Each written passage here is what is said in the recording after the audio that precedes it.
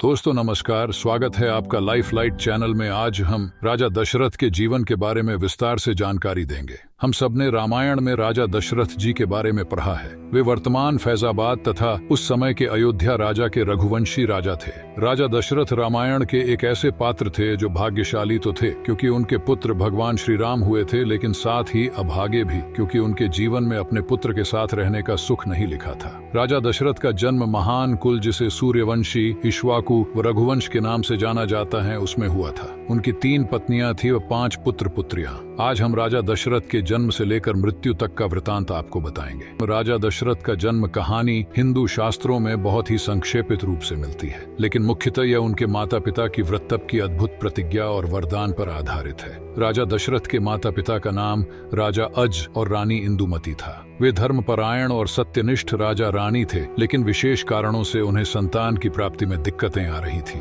उन्होंने विभिन्न तप, यज्ञ और पूजाओं के माध्यम से देवी देवताओं की कृपा के लिए प्रार्थना की, लेकिन उन्हें लंबे समय तक संतान का आशीर्वाद नहीं मिला। एक दिन उन्होंने महर्षि वशिष्ठ के सुझाव पर एक विशेष यज्ञ का आयोजन किया। इस यज्ञ के द्वारा देवता शिव स्वयं प्रकट होकर उन्हें आशीर्वाद देने का कारण बने। शिव ने राजा अज और रानी इंदुमती को एक पुत्र की प्राप्ति के लिए आशीर्वाद दिया और उन्हें वरदान दिया कि उनका पुत्र देवताओं के समान गुणवत्ता से युक्त होगा। इस पुत्र का नाम दशरथ रखा गया और वह बड़े होकर एक धर्मपरायण और न्याय प्रेमी राजा बना। इस प्रकार राजा दशरथ का जन्म देवी देवताओं के आशीर्वाद और उनके माता पिता की उनके प्रति भक्ति भाव से जुड़ा हुआ था। राजा दशरथ की कहानी विभिन्न पौराणिक ग्रंथों में विविध रूप से वर्णित है और यह रामायण की कहानी में एक महत्वपूर्ण हिस्सा बनती है। यह कहानी त्रेता युग की है। उस समय श्रवण कुमार नाम का एक बालक था। उसके माता पिता अंधे थे और उन्होंने श्रवण को कई मुसीबतों का सामना करते हुए पाला था। श्रवण कुमार बचपन से ही अपने माता पिता का बहुत आदर करता था। जैसे जैसे श्रवण बड़ा होता गया, उसने घर की जिम्मेदारी अपने कंधों पर ले ली। बेटा, अब हम बूढ़े हो चुके हैं और हम चाहते हैं कि मरने से पहले तीर्थ यात्रा के लिए जाएं। भगवान के शरण में जाकर हमें सुकून की प्राप्ति होगी। अपने माँ बाप की बात सुनकर श्रवण कुमार सोचने लग गया कि वह उनकी इस इच्छा को कैसे पूरा करेगा। उस समय बस और ट्रेन की सुविधा नहीं थी, साथ ही उसके माता पिता देख भी नहीं सकते थे। ऐसे में उन्हें तीर्थ यात्रा कराना भला कैसे संभव हो पाता। तभी श्रवण कुमार को एक तरकीब सूझी। वह तुरंत बाहर गया और वहां से 2 बड़ी टोकरी लेकर आया। उसने उन दोनों टोकरियों को एक मजबूत डंडे में मोटी रस्सी के सहारे लटकाकर एक बड़ा सा तराजू बना लिया। फिर श्रवण कुमार ने उस तराजू में अपने माँ बाप को बारी बारी से गोद में उठाकर बैठा दिया। उसके बाद तराजू को अपने कंधों पर लेकर उन्हें तीर्थ यात्रा पर लेकर निकल पड़ा। वह लगातार कुछ दिनों तक अपने माता पिता को एक के बाद एक सभी पवित्र स्थलों पर घुमाने लगा। इस दौरान श्रवण कुमार ने अपने माता पिता को प्रयाग से लेकर काशी तक के दर्शन कराए। माता पिता को घुमाते समय श्रवण कुमार उन्हें उन जगहों के बारे में भी बताते चलता था, क्योंकि वह आंखों से उस दृश्य को नहीं देख सकते थे। अपनी बेटे की मेहनत को देख उसके माता पिता बहुत खुश थे। उन्होंने एक दिन श्रवण से कहा, बेटा, हम देख नहीं सकते, लेकिन कभी भी हमें इस बात का दुख नहीं हुआ। तुम हमारे लिए हमारी आंखें हो। तुमने हमें जिस तरह सारे पवित्र स्थानों की कथा सुनाकर उनके दर्शन कराए हैं, ऐसा लगता है जैसे कि हमने सच में प्रभु के दर्शन अपनी आंखों से किया हो। अपनी माता पिता की बातें सुनकर श्रवण ने कहा, आप लोग ऐसी बातें न करें। बच्चों के लिए माता पिता कभी भी बोझ नहीं होते। ये तो बच्चों का धर्म होता है। एक दिन श्रवण कुमार आराम करने के लिए अयोध्या के पास अपने माता पिता के साथ रुका। तभी उसकी माँ ने पानी पीने की इच्छा जताई। श्रवण को पास में ही एक नदी दिखाई दी। उसने अपने माता पिता से कहा, आप दोनों यहाँ आराम करें, मैं आप लोगों के लिए अभी पानी लेकर आता हूँ। नदी के पास पहुंचकर श्रवण कुमार कमंडल में पानी भरने लगा। उसी जंगल में अयोध्या के राजा दशरथ भी शिकार के लिए पहुंचे थे। पानी में हलचल की आवाज सुनकर उन्हें लगा कि कोई जानवर पानी पीने आया है। उन्होंने बिना देखे केवल ध्वनि सुनकर ही अपना तीर चला दिया। दुर्भाग्य से वह सीधे श्रवण कुमार को लग गया। तीर लगते ही वह चीख पड़ा। इसके बाद राजा दशरथ जब अपने शिकार को देखने पहुंचे तो वहां श्रवण था। वो तुरंत श्रवण कुमार के नजदीक पहुंचे और कहा, मुझसे बहुत बड़ी भूल हो गई, मुझे माफ कर दीजिए। मुझे बिल्कुल नहीं पता था कि यहाँ कोई मानव होगा। मैं इस गलती का पश्चाताप करने के लिए क्या करूं कि तुम मुझे माफ कर दो। तभी करहाते हुए श्रवण कुमार ने कहा, यहाँ से थोड़ी ही दूर जंगल में मेरे माता पिता बैठे हैं, उन्हें काफी प्यास लगी है।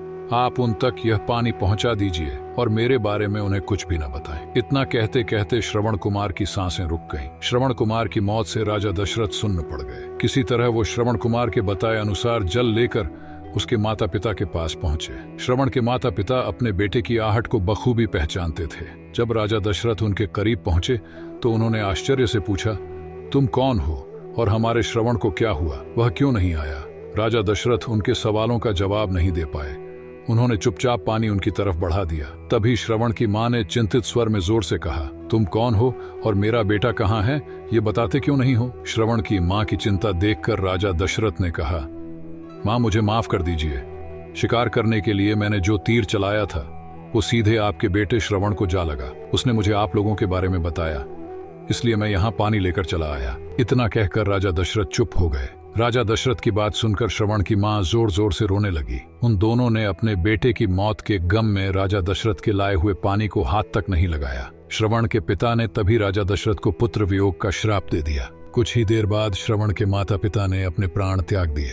जब दशरथ विवाह योग्य हुए तो उनका विवाह सर्वप्रथम मगध देश की राजकुमारी के साथ हुआ। उसके बाद उन्होंने 2 और विवाह किए, जिसमें उनकी दूसरी पत्नी कैकेयी देश की राजकुमारी कैकेयी व तीसरी पत्नी काशी देश की राजकुमारी सुमित्रा थी। विवाह के कुछ समय पश्चात दशरथ व कौशल्या के घर एक पुत्री का जन्म हुआ जिसका नाम शांता था। वर्षिणी, जो कि रानी कौशल्या की बहन व अंग देश की महारानी थी, एक दिन अपने पति राजा रोमपद के साथ दशरथ के महल में आई हुई थी। उनके कोई संतान नहीं थी। ये देखकर दशरथ ने अपनी पुत्री शांता को उन्हें गोद दे दिया, जिसका विवाह बाद में आर्षि श्रृंग मुनि से हुआ था। एक बार देवताओं व असुरों के बीच भयानक युद्ध चल रहा था। उस युद्ध में देव इंद्र राजा दशरथ से सहायता मांगने आए थे। तब दशरथ अपनी दूसरी पत्नी कैकेयी के साथ उस युद्ध में भाग लेने गए थे। दुर्भाग्य से युद्ध में दशरथ बुरी तरह घायल हो गए। तब कैकेयी ने ही अपनी समझदारी से दशरथ के प्राण बचाए वो उनका उपचार किया था। रानी कैकेयी की चतुराई कर्तव्य निष्ठा से प्रसन्न होकर दशरथ ने उन्हें 2 वर मांगने को कहा। रानी कैकेयी ने उस समय तो कुछ नहीं मांगा, लेकिन दशरथ से ये कह दिया कि समय आने पर वह उनसे ये 2 वर मांग लेंगी।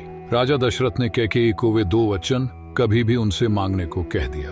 कामेष्टि यज्ञ एक प्राचीन हिंदू यज्ञ है जो वैदिक साहित्य में उल्लेखित है। इस यज्ञ का विशेष उद्देश्य पुत्र संप्राप्ति और वंश निर्माण है। यह यज्ञ बहुत प्राचीन काल से हिंदू धर्म के विभिन्न संस्कृति और परंपराओं में महत्वपूर्ण रूप से माना जाता है। यदि किसी व्यक्ति को संतान प्राप्ति में कठिनाई हो रही हो या उसे संतान प्राप्ति की इच्छा हो तो यह यज्ञ किया जाता है। इस यज्ञ का आयोजन विशिष्ट वैदिक विधि के अनुसार किया जाता है, जिसमें यजमान यज्ञ करने वाला अपनी इच्छा और संकल्प के साथ यज्ञ करता है ताकि उसे पुत्र प्राप्ति हो सके। कामेष्टि यज्ञ की पूर्व अपनायन और यज्ञ के बाद कई रिचुअल्स होते हैं। इसमें विभिन्न मंत्रों, हवन और पूजा के आचरण होते हैं जो विशिष्ट तांत्रिक प्रणालियों के अनुसार किए जाते हैं। कामेष्टि यज्ञ के माध्यम से यजमान का यह प्रयास होता है कि उसे पुत्र संप्राप्ति हो और वह आनंद पूर्वक परिवार की वृद्धि में योगदान कर सके। यह यज्ञ धार्मिक और सांस्कृतिक परंपरा का हिस्सा है जो कई पीढ़ियों से चली आ रही है। कई वर्षों तक दशरथ को कोई पुत्र प्राप्त नहीं हुआ। इससे वे बहुत चिंतित थे क्योंकि अयोध्या की प्रजा अपने अगले राजा के जन्म लेने की प्रतीक्षा में थी। तब अपने राजगुरु वशिष्ठ के परामर्श पर दशरथ ने अपने दामाद आर्षि श्रृंग मुनि से संपर्क कर पुत्र कामेष्टि यज्ञ आयोजित करवाया। उस यज्ञ के फल स्वरूप आर्षि ने उन्हें एक खीर का प्याला दिया जिसे तीनों रानियों को खाना था। वह खीर का प्याला तीनों रानियों ने आपस में बांटकर खा लिया। पुत्र कामेष्टि यज्ञ के फलस्वरूप दशरथ के घर 4 पुत्रों का जन्म हुआ। इसमें उन्हें सबसे बड़ी रानी से श्री राम प्राप्त हुए जो स्वयं भगवान विष्णु के अवतार थे। दूसरी रानी कैकेयी से उन्हें भरत तथा तीसरी रानी से 2 पुत्र लक्ष्मण व शत्रुघ्न की प्राप्ति हुई। कुछ वर्षों तक राजमहल में उनका लालन पालन करने के पश्चात दशरथ ने उनका विद्या संस्कार करके महर्षि वशिष्ठ के आश्रम में शिक्षा ग्रहण करने भेज दिया। जब चारों भाई अपनी शिक्षा पूर्ण करके वापस अयोध्या आ गए तो राजमहल में फिर से खुशी छा गई। दशरथ भी अपने सभी पुत्रों के चरित्र को लेकर बहुत प्रसन्न थे तथा अब अपने उत्तरदायित्व से मुक्त हो जाना चाहते थे। तब उन्होंने अपनी मंत्री परिषद बुलाकर विचार विमर्श किया कि अब उन्हें अयोध्या का राज्य सिंहासन अपने सबसे बड़े पुत्र राम को देकर संन्यास ले लेना चाहिए। उनके इस प्रस्ताव से सभा में सभी सहमत थे तथा राजगुरु वशिष्ठ ने भी इसकी आज्ञा दे दी। उस समय उनके 2 पुत्र भरत व शत्रुघ्न अपने नाना के घर कैकेयी गए हुए थे। दशरथ ने राम को बुलाकर अपना निर्णय सुना दिया, जिसे श्री राम ने भी पिता की आज्ञा मानकर स्वीकार कर लिया। राजा दशरथ ने अगले दिन श्री राम के राज्याभिषेक की घोषणा पूरे राज्य में करवा दी। इस घोषणा से चारों ओर उल्लास का वातावरण छा गया, लेकिन मंथरा, जो कि कैकेयी की सबसे प्रिय दासी थी, उसने कैकेयी को भड़का दिया तथा उसके पुत्र भरत को राजा बनाने को कहा। तब मंथरा की योजना के अनुसार कैकेयी उस रात को कोप भवन में चली गई। कोप भवन वह होता है जहां रानी अपने सभी आभूषण, राजसी वस्त्र इत्यादि त्याग कर राजा से नाराज होकर चली जाती है। फिर उस रात राजा को रानी को मनाने कोप भवन में अवश्य जाना होता है। जब राजा दशरथ को यह बात पता चली तो वे आनन फानन में कोप भवन गए। राजा दशरथ कैकेयी का यह स्वरूप देखकर अत्यंत डर गए तथा उनसे जो इच्छा हो वह मांगने को कहा। कैकेयी ने अपने वही 2 वचन मांगे जो उन्होंने देवासुर संग्राम में उसे दिए थे। राजा दशरथ इसके लिए तैयार हो गए तथा उससे कुछ भी मांगने को कहा। तब कैकेयी ने अपने 2 वचनों में भरत का राज्याभिषेक व श्री राम को 14 वर्ष का वनवास मांग लिया। यह 2 वचन सुनकर दशरथ अंदर तक हिल गए थे तथा प्रलाप करने लगे थे। पूरी रात दशरथ कैकेयी के कक्ष में बैठे रोते रहे व उससे अपने ये वचन वापस लेने की याचना करते रहे, किंतु कैकेयी टस से मस नहीं हुई। प्रातःकाल जब यह समाचार श्री राम को मिला तो उन्होंने अपने पिता के वचन को निभाने के लिए वनवास जाने का निर्णय लिया। उनके साथ उनकी पत्नी सीता व भाई लक्ष्मण ने भी वनवास जाने का निर्णय ले लिया। दशरथ चाहते हुए भी उन्हें नहीं रोक पाए और अपने पुत्र के आदर्शों के आगे उन्हें झुकना पड़ता। अंत में श्री राम, माता सीता व लक्ष्मण दशरथ की आंखों के सामने वनवास चले गए। श्री राम के वनवास प्रस्थान के पश्चात दशरथ बुरी तरह प्रलाप करने लगे थे। तब जैसे ही उन्होंने कैकेयी को देखा तो उनका क्रोध फूट पड़ा। उन्होंने उसी समय कैकेयी का त्याग कर दिया व अपनी पत्नी मानने से मना कर दिया। अब राजा दशरथ न तो मंत्रिपरिषद में जाते व न ही राज्यकाल संभालते। उन्होंने बिस्तर पकड़ डेच लिया था तथा हमेशा श्री राम का नाम ही जपते रहते व रोते रहते थे। कई बार निद्रा में उनकी आंख खुल जाती और वे राम राम चिल्लाने लगते थे। उनकी यह दशा देखकर राजमहल में सभी दुखी थे। अंत में एक दिन राजा दशरथ ने श्री राम के वियोग में ही अपने प्राण त्याग दिए। अपनी मृत्यु से पहले उन्हें श्रवण के माता पिता का दिया हुआ श्राप याद आया जो उन्होंने उसे दिया था। आखिरकार दशरथ ने पुत्र वियोग में ही अपने प्राण त्याग दिए। दशरथ की मृत्यु के पश्चात पूरी अयोध्या में शोक व्याप्त हो गया। दशरथ के 4 पुत्र थे, लेकिन वे इतने अभागे थे कि उनकी मृत्यु के समय उनका एक भी पुत्र उनके पास नहीं था। उनके 2 पुत्र 14 वर्ष के वनवास पर थे तो 2 पुत्र कैकेयी देश गए हुए थे। ऐसे समय में अयोध्या का शासन राजगुरु महर्षि वशिष्ठ के हाथों में आ गया था। महर्षि वशिष्ठ ने दशरथ के शरीर को औषधि युक्त तैलीय पदार्थ में सुरक्षित रखने का आदेश दिया। इसके साथ ही उन्होंने कुछ सैनिकों को तुरंत कैकेयी देश जाकर भरत व शत्रुघ्न को तीव्र गति से अयोध्या लौटने का आदेश दिया। महर्षि वशिष्ठ का आदेश पाकर भरत व शत्रुघ्न तुरंत अयोध्या के लिए निकल पड़े। वापस आकर उन्हें संपूर्ण घटना का ज्ञान हुआ। इसके पश्चात भरत ने अयोध्या का राज्य सिंहासन ठुकरा दिया व अपनी मां कैकेयी का हमेशा के लिए त्याग कर दिया। उन्होंने विधिवत अपने पिता दशरथ का अंतिम संस्कार किया व श्री राम को वनवास से वापस लेने चित्रकूट के लिए निकल पड़े। राजा दशरथ की कहानी से हमें कई मूल्यवान शिक्षाएं मिलती हैं। यहाँ राजा दशरथ से सीखने योग्य कुछ महत्वपूर्ण बातें हैं। 1. धर्मपरायणता और सत्यनिष्ठा। राजा दशरथ धर्मपरायण और सत्यनिष्ठ राजा थे।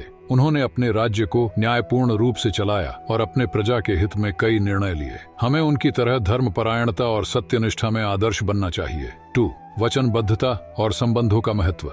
राजा दशरथ ने अपने वचन का पालन करने के लिए अपने पुत्र राम को वनवास भेजने का कठिन निर्णय लिया। उनकी इस वचनबद्धता ने हमें यह सिखाता है कि वचन का महत्व समझना चाहिए और संबंधों को मजबूत रखना हमारी प्राथमिकता होनी चाहिए। 3. पितृभक्ति और उत्कृष्ट पितृधर्म। राजा दशरथ ने अपने पुत्र राम के लिए अपने वचन का पालन करते हुए पितृधर्म में उच्च स्तर का उत्कृष्टता दिखाई।